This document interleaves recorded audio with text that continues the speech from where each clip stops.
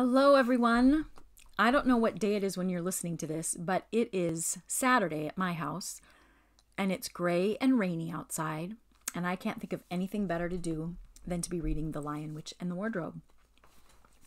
I'm going to use this book today, which I put a number 1 on. Remember how important that is? The reason I was using the other one is because it has some words that I like better in it, and this one does not. After I finish reading the whole book, I'll tell you what those were for anybody who cares about such things. One other thing is that I was practicing how to roar like a lion last night and this morning, because there's a roar today in the story. And first, I cannot roar like a lion. Second, my throat hurts, and so I was maybe going to have a throat lozenge in, but it clicks and clacks against my teeth, and then you'd be able to hear that the whole time. So I might just clear my throat a couple of times, and I might have to take a drink of water from my really big cup a couple of times. I hope that that's not too distracting for you. Oh, hello, William, George, and Charlie. Okay, we're going to read chapter 13 and 14. Chapter 12 ended, remember, with Peter killing Fenris Ulf, his very first battle that he was in. And at the end, his sword wasn't clean, remember that? And Aslan said, "Whatever happens, never forget to wipe your sword."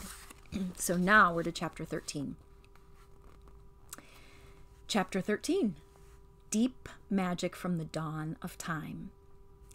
Well, now we must get back to Edmund. When he had been made to walk far further than he had ever known that anybody could walk, the witch at last halted in a dark valley, all overshadowed with fir trees and yew trees. That's spelled Y-E-W. Edmund simply sank down and lay on his face, doing nothing at all, and not even caring what was going to happen next, provided they would just let him lie still. He was too tired even to notice how hungry and thirsty he was. The witch and the dwarf were talking close beside him, but in very low tones. "No," said the dwarf. "It's no use now, O Queen. They must have reached the stone table by now." "Perhaps the wolf will smell us out and bring us news," said the witch.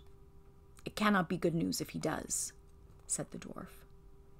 "4 thrones in Cair Paravel," said the witch. "How about if only 3 were filled? That would not fulfill the prophecy." "What difference would that make now that he is here?" said the dwarf. He did not dare, even now, to mention the name of Aslan to his mistress. "He may not stay long, and then we would fall upon the 3 at Cair." "Yet it might be better," said the dwarf, "to keep this one." And here he kicked Edmund for bargaining with. "Yes, and have him rescued," said the witch scornfully. "Then," said the dwarf, "we'd better do what we have to do at once." "I would like to have done it on the stone table itself," said the witch. "That is the proper place. That is where it has always been done before." "It will be a long time now before the stone table can be again put to its proper use," said the dwarf. "True," said the witch. And then, "Well, I will begin." At that moment, with a rush and a snarl, a wolf rushed up to him. "I have seen them. They are all at the stone table with him. They have killed my captain, Fenris Ulf. I was hidden in the thickets and saw it all. One of the sons of Adam killed him. Fly! Fly!" "No," said the witch. "There need be no flying. Go quickly. Summon all of our people to meet me here as speedily as they can. Call out the giants and the werewolves and the spirits of those trees who are on our side. Call the ghouls and the bogles and the ogres and the minotaurs. Call the crucials and the hags and the specters and the people of the toadstools. We will fight." "What? Have I not still my wand? Will not their ranks turn into stone even as they come on? Be off quickly. I have a little thing to finish here while you are away." The great brute bowed its head, turned, and galloped away. "Now," she said, "we have no table, Let me see. We had better put it against the trunk of a tree. Edmund found himself being roughly forced to his feet, and then the dwarf set him with his back against a tree and bound him fast. He saw the witch take off her outer mantle. Her arms were bare underneath it and terribly white. Because they were so very white, he could see them, but he could not see much else. It was so dark in this valley under the dark trees. "Prepare the victim," said the witch. And the dwarf undid Edmund's collar and folded back his shirt at the neck. And then he took Edmund's hair and pulled his head back so that he had to raise his chin. And after that, Edmund heard a strange noise. Whoosh, whoosh, whoosh. For a moment, he couldn't think what it was. And then he realized it was the sound of a knife being sharpened. At that very moment, he heard loud shouts from every direction, a drumming of hoofs and a beating of wings, a scream from the witch, confusion all around him. And then he found he was being untied. Strong arms were round him, and he heard big, kind voices saying things like, "Let him lie down. Give him some wine. Drink this. Steady now. You'll be all right in a minute." Here's all the animals that he heard running towards him. Then he heard the voices of people who were not talking to him, but to one another. And they were saying things like, "Who's got the witch? Well, I thought you had her. I didn't see her after I knocked the knife out of her hand. I was after the dwarf. Do you mean to say she's escaped? Well, a chap can't mind everything at once. What's that? Oh, sorry, it's only an old stump." But just at this point, Edmund went off in a dead faint. Presently, the centaurs and the unicorns, the deer and the birds, they were, of course, the rescue party which Aslan had sent in the last chapter. They had all set off to go back to the stone table, carrying Edmund with them. But if they could have seen what happened in that valley after they had gone, I think they might have been surprised. It was perfectly still, and presently the moon grew bright. If you had been there, you would have seen the moonlight shining on an old tree stump and on a fair-sized boulder. But if you would have gone on looking, you would gradually have begun to think that there was something odd about both the stump and the boulder. And next, you would have thought that the stump did look remarkably like a little fat man crouching on the ground. And if you had watched long enough, you would have seen the stump walk across to the boulder and the boulder sit up and begin talking to the stump. For in reality, the stump and the boulder were simply the witch and the dwarf. For it was part of her magic that she could make things look like what they aren't, and she had the presence of mind to do so at the very moment when the knife was knocked out of her hand. She had kept hold of her wand, so it had been kept safe too. When the other children woke up next morning, they had been sleeping on piles of cushions in the pavilion. The first thing they heard from Mrs. Beaver was that their brother had been rescued and brought into camp late last night, and was at that moment with Aslan. As soon as they had breakfasted, they all went out.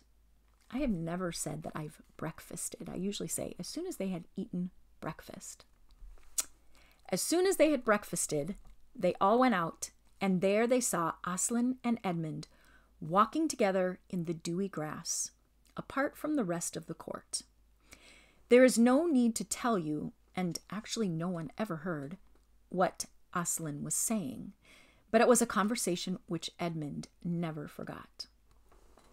As the others drew near, Aslan turned to meet them, bringing Edmund with him. "Here is your brother," he said, "and there is no need to talk to him about what is past." Edmund shook hands with each of the others and said to each of them in turn, "I'm sorry." And everyone said, "That's all right." And then everyone wanted very hard to say something which would make it quite clear that they were all friends with him again. Anything ordinary and natural. And of course, no one could think of anything in the world to say.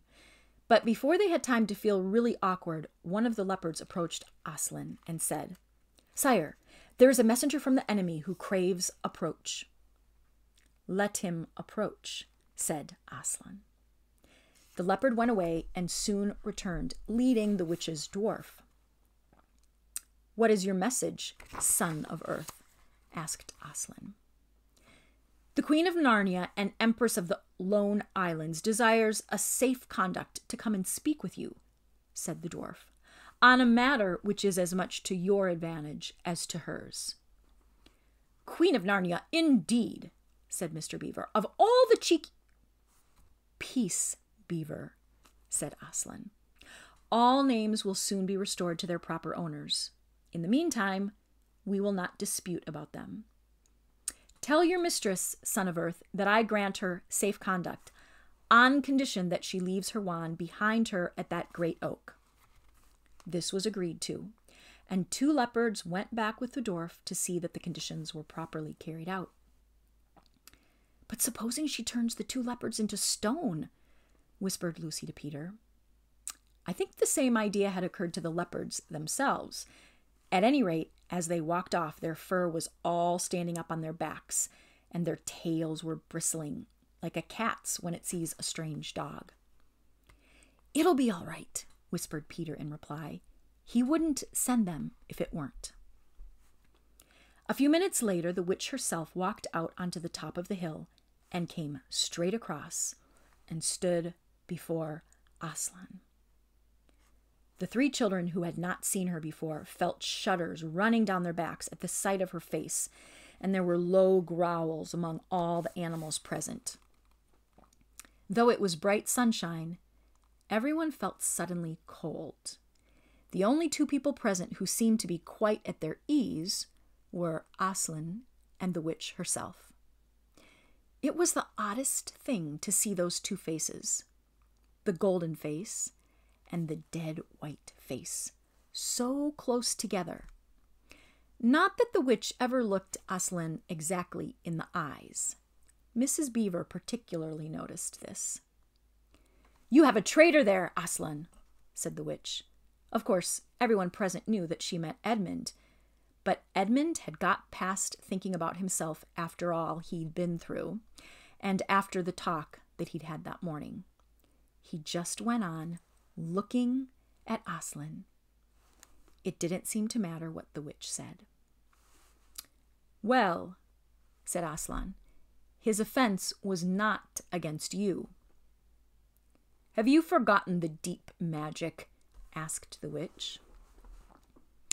Let us say I have forgotten it, answered Aslan gravely. Tell us of this deep magic. Tell you? Said the witch, her voice growing suddenly shriller. Tell you what is written on that very table of stone which stands beside us. Tell you what is written in letters deep as the trunk of the world's ash tree. Tell you what is engraved on the scepter of the emperor beyond the sea. You at least know the magic which the emperor put into Narnia at the very beginning. You know that every traitor belongs to me as my lawful prey, and that for every treachery I have a right to a kill. Oh, said Mr. Beaver, so that's how you came to imagine yourself a queen, because you were the emperor's hangman. I see. Peace, Beaver, said Aslan with a very low growl. And so, continued the witch, that human creature is mine. His life is forfeit to me. His blood is my property. Come and take it then, said the bull with the man's head in a great bellowing voice. Fool, said the witch with a savage smile that was almost a snarl. Do you really think your master can rob me of my rights by mere force? He knows the deep magic better than that. He knows that unless I have blood, as the law says, all Narnia will be overturned and perish in fire and water. It is very true, said Aslan. I do not deny it.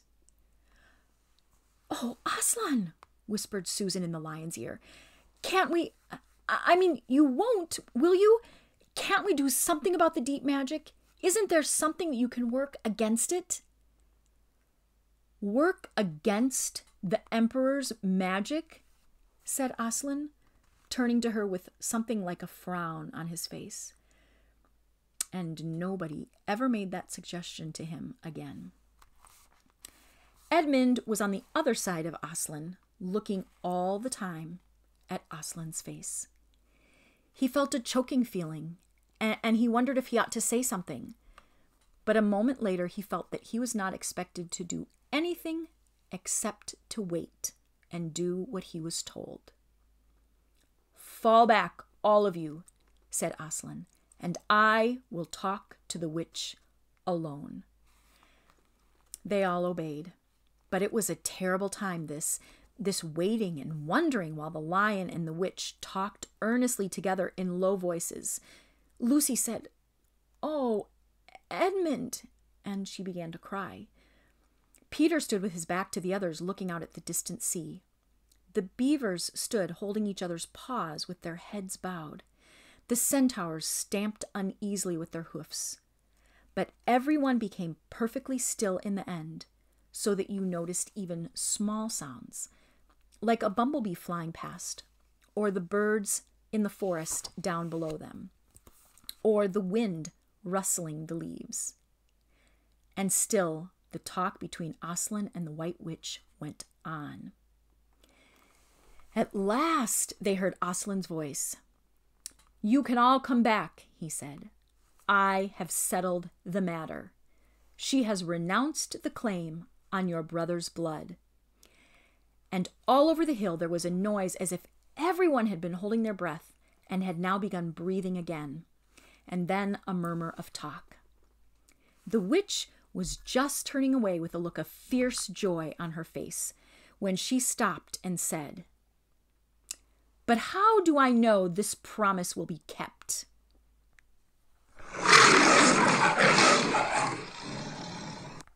Roared Aslan, half rising from his throne, and his great mouth opened wider and wider, and the roar grew louder and louder.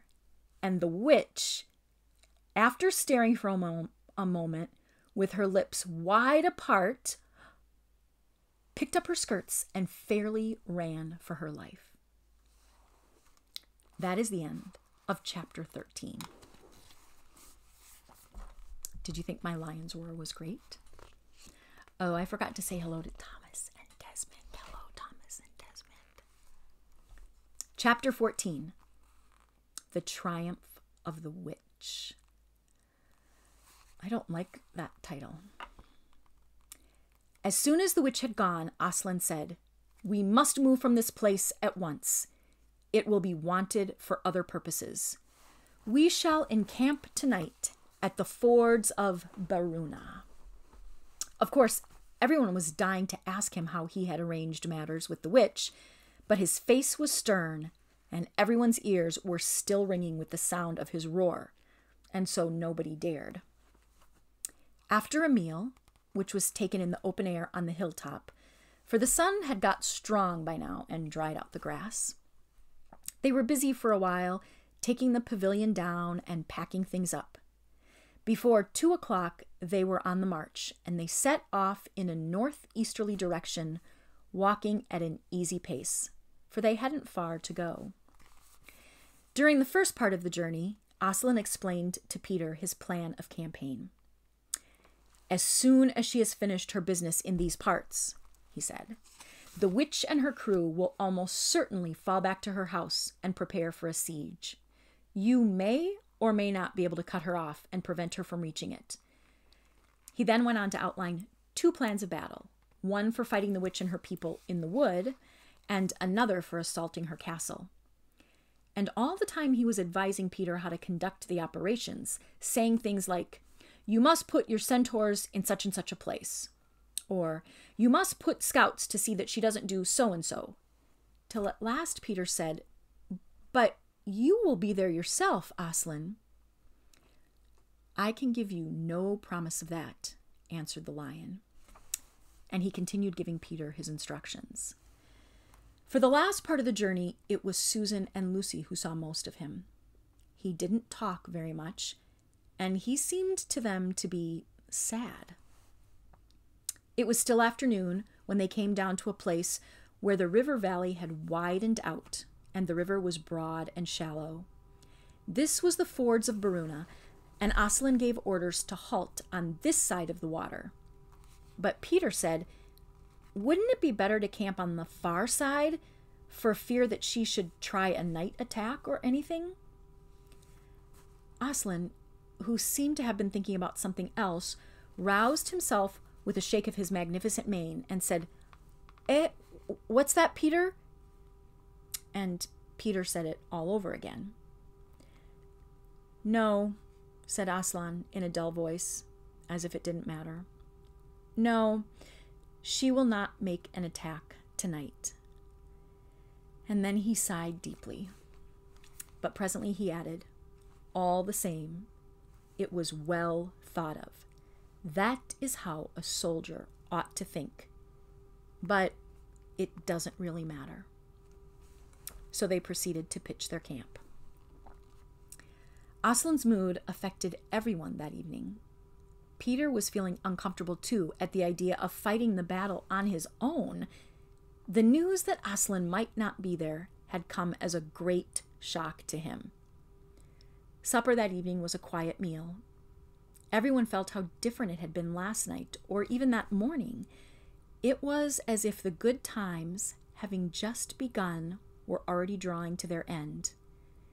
This feeling affected Susan so much that she couldn't get to sleep when she went to bed. And after she had lain counting sheep and turning over and over, she heard Lucy give a long sigh and turn over just beside her in the darkness. "Can't you get to sleep either?" said Susan. "No," said Lucy. "I thought you were asleep. I say, Susan." "What?" "Well, I've a most horrible feeling, as if something were hanging over us." "Have you? Because, as a matter of fact, so have I." "Something about Aslan," said Lucy. "Either some dreadful thing is going to happen to him, or something dreadful that he's going to do." "There's been something wrong with him all afternoon," said Susan. "Lucy, what was that he said about not being with us at the battle? You don't think he could be stealing away and leaving us tonight, do you?"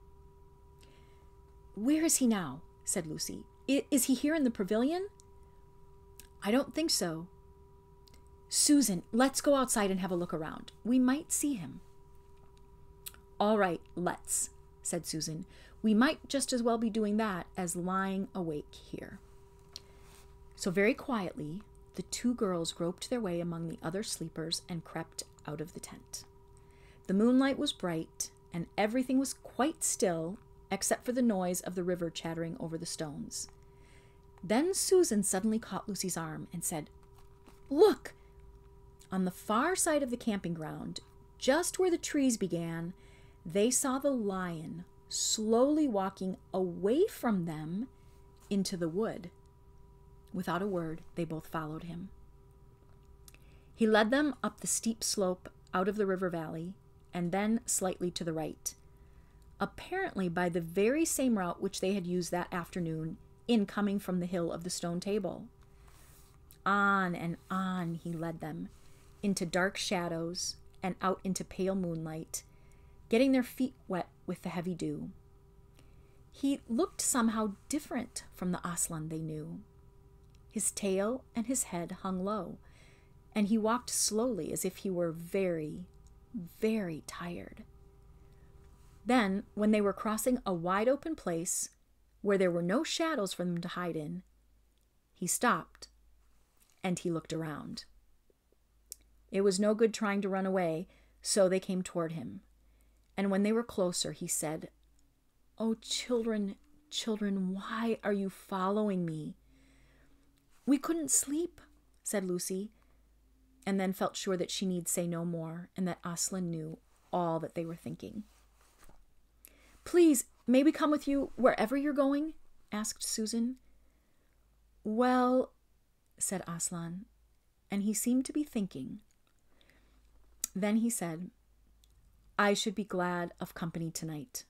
Yes, you may come, if you will promise to stop when I tell you, and after that, leave me to go on alone."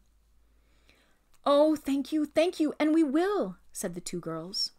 So forward they went again, and one of the girls walked on each side of the lion. But how slowly he walked, and his great royal head drooped so that his nose nearly touched the grass. Presently he stumbled and gave a low moan. "Aslan, dear Aslan," said Lucy, "what is wrong? Can't you tell us?" "Are you ill, dear Aslan?" asked Susan. "No," said Aslan. "I am sad and lonely. Lay your hands on my mane so that I can feel you are there, and let us walk like that." And so the girls did what they would never have dared to do without his permission, but what they had longed to do ever since they first saw him. They buried their cold hands in the beautiful sea of fur, and they stroked it, and so doing, they walked with him. And presently they saw that they were going with him up the slope of the hill on which the stone table stood.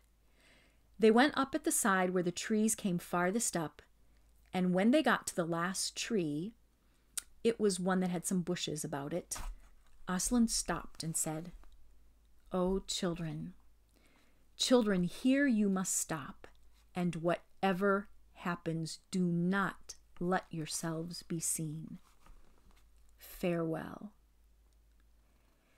And both the girls cried bitterly, though they hardly knew why, and they clung to the lion, and they kissed his mane and his nose and his paws and his great sad eyes. And then he turned from them and walked out on to the top of the hill. And Lucy and Susan, crouching in the bushes, looked after him. And this is what they saw. A great crowd of people were standing all around the stone table, and though the moon was shining, many of them carried torches which burned with evil-looking red flames and black smoke. But such people! Ogres with monstrous teeth, and wolves, and bull-headed men, spirits of evil trees and poisonous plants, and other creatures who I won't describe, because if I did, the grown-ups would probably not let you read this book. Cruels and hags and incubuses, wraiths, horrors, afrits, sprites, orkneys, wooses, and ettins. In fact, here were all those who were on the witch's side, and whom the wolf had summoned at her command. And right in the middle, standing by the table, was the witch herself. A howl and a gibber of dismay went up from the creatures when they first saw the great lion pacing toward them, and for a moment even the witch herself seemed to be struck with fear. But then she recovered herself and gave a wild, fierce laugh. "The fool!" she cried. "The fool has come! Bind him fast!" Lucy and Susan held their breaths, waiting for Aslan's roar and his spring upon his enemies. But it never came. 4 hags, grinning and leering, yet also at first hanging back and half afraid of what they had to do, they approached him. "Bind him, I say," repeated the White Witch. The hags made a dart at him and shrieked with triumph when they found that he made no resistance at all.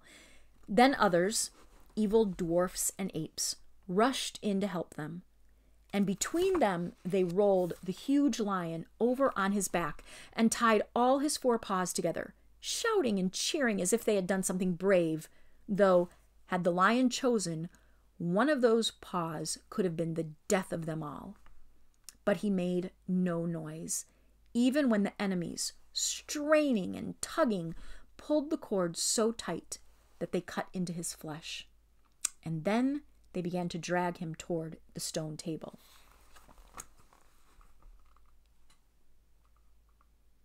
Can you see him down there? And how they're all dragging him? And there's the witch up on the stone table.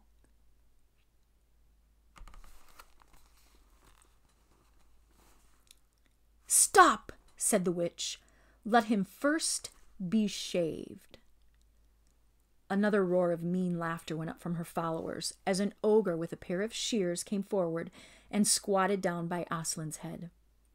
Snip, snip, snip went the shears, and masses of curling gold began to fall to the ground. Then the ogre stood back, and the children, watching from their hiding place, could see the face of Aslan, looking all small and different without its mane. The enemies also saw the difference. "Why, he's only a great cat after all," cried one. "Is that what we were afraid of?" said another. And they surged round Aslan, jeering at him, saying things like, "Puss, puss, poor puss," and "How many mice have you caught today, cat?" and "Would you like a saucer of milk, pussums?" "Oh, how can they?" said Lucy, tears streaming down her cheeks. The brutes! The brutes! For now that the first shock was over, the shorn face of Aslan looked to her braver and even more beautiful and more patient than ever. "Muzzle him," said the witch. And even now, as they worked about his face, putting on the muzzle, one bite from his jaws would have cost 2 or 3 of them their hands. But he never moved. And this seemed to enrage all that rabble. Everyone was at him now. Those who had been afraid to come near him, even after he was bound, began to find their courage. And for a few minutes, the 2 girls couldn't even see him. So thickly was he surrounded by the whole crowd of creatures, kicking him, hitting him, spitting on him, and jeering at him. At last, the rabble had had enough of this. They began to drag the bound and muzzled lion to the stone table, some pulling and some pushing. He was so huge that even when they got him there, it took all their efforts to hoist him onto the surface of it. And then there was more tying and tightening of cords. "The cowards! The cowards!" sobbed Susan. "Are they still afraid of him even now?" When once Aslan had been tied, and tied so that he was really just a mass of cords, on the flat stone, a hush fell on the crowd. 4 hags, holding 4 torches, stood at the corners of the table. The witch bared her arms, as she had bared them the previous night when it had been Edmund instead of Aslan. And then she began to whet her knife. That means sharpen it. It looked to the children, when the gleam of the torchlight fell on it, as if the knife were made of stone, not of steel, and it was of a strange and evil shape. At last she drew near. She stood by Aslan's head. Her face was working and twitching with passion, but his just looked up at the sky, still quiet, neither angry nor afraid, but a little sad. And then, just before she gave the blow, she stooped down and she said in a quivering voice, "And now, who has won? Fool, did you think that by all this you would really save the human traitor?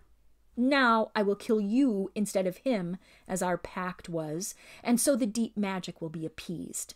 But when you are dead, what will prevent me from killing him as well? And who will take him out of my hand then? Understand that you have given me Narnia forever.